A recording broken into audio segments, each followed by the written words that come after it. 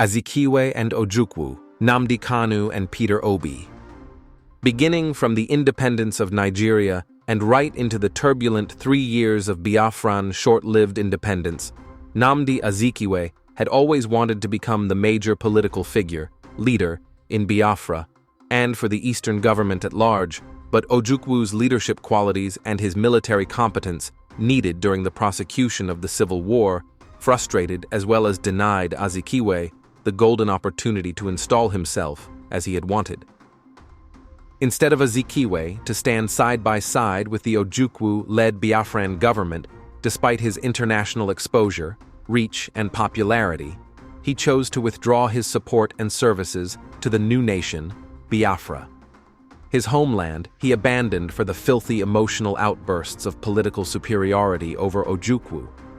Azikiwe, through his antecedents, displayed a sabotaging disposition that made things difficult for the Biafran argument to prevail in the international community. When your most respected political figure joins your oppressors to call you a secessionist nation in the most derogatory terms, the world can only take you for a joke. Azikiwe's withdrawal from continuing his political services to Biafra at some extent damaged the Biafran international reputation which Ojukwu, Achebe, and a host of others were building. This singular act of Azikiwe enhanced the media predominance of spurious narratives from the Nigerian fifth columnists and propagandists over how Ojukwu caused the war. Call Azikiwe up today and ask him if he would have wanted to become the political leader of Biafra in 1968, his answers will conflict with the actions he took back then. He arguably may deny it, having seen where history placed him at the side of obscurity.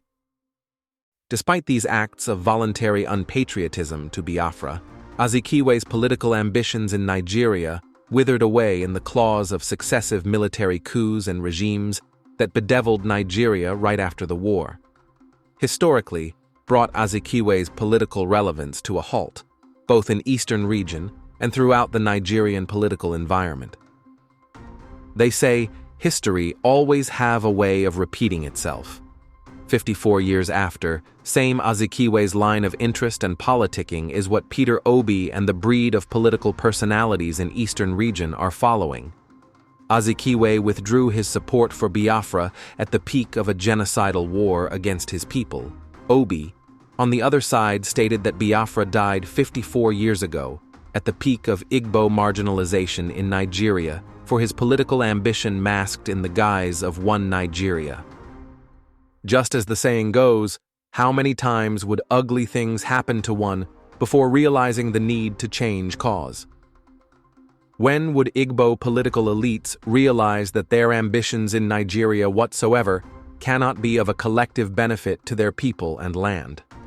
Whilst others play their politics to at least benefit their people in the long run, Igbo elites play theirs only to enrich their covers and portfolios, to enable them remain relevant till death and be useful for their paymasters, whom they willfully serve as puppets.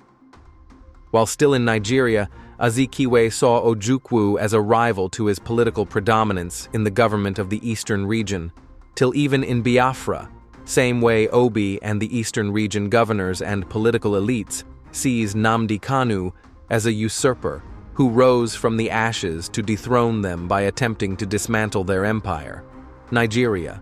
Hence, the continued grave silence to insecurity in Southeast and to Nnamdi Kanu's prolonged, unconditional release.